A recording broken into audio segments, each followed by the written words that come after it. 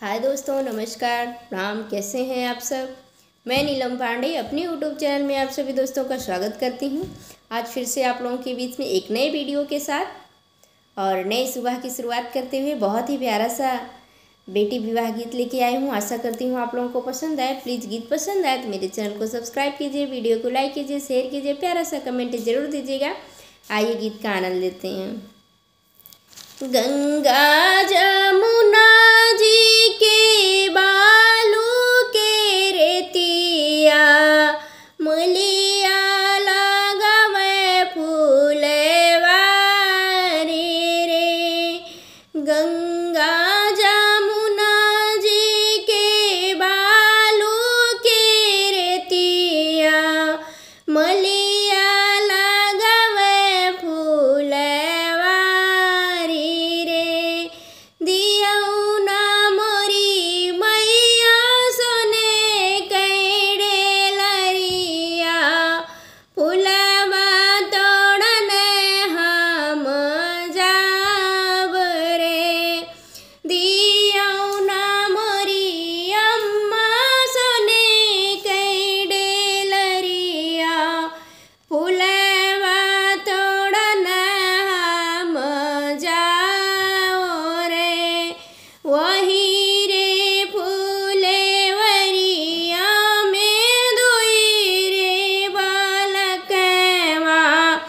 झपाटी पकड़ई मोरी बाह रे। वही रे फुलेवरिया में दुई रे बालकवा झपाटी के पकड़ई मोरी बाह रे। टूटतिया है मोरी कंचन चूड़िया लचकी गई गोरी बाह रे।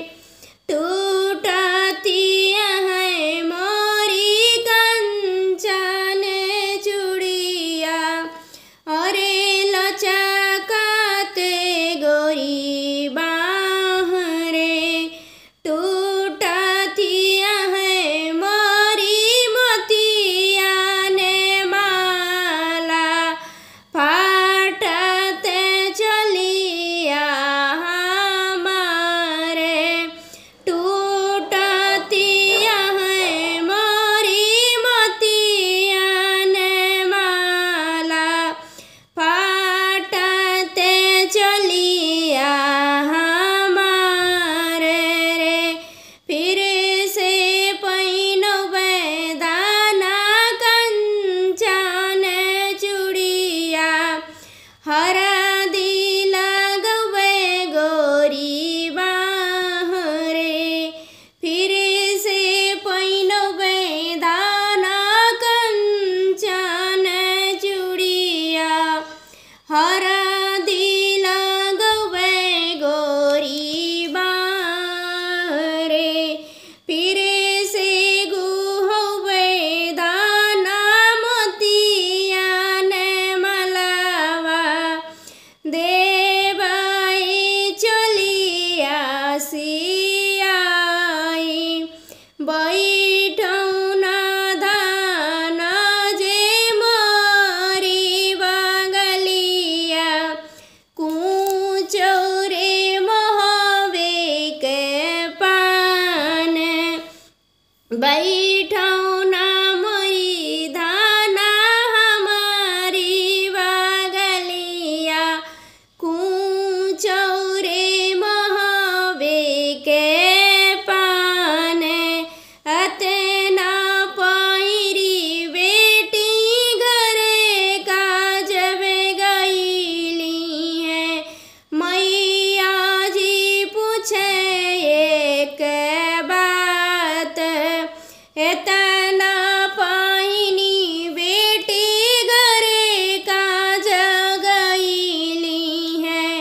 मैया पूछई एक बात रे कहवा बितायु बेटी दिना दोपहरिया का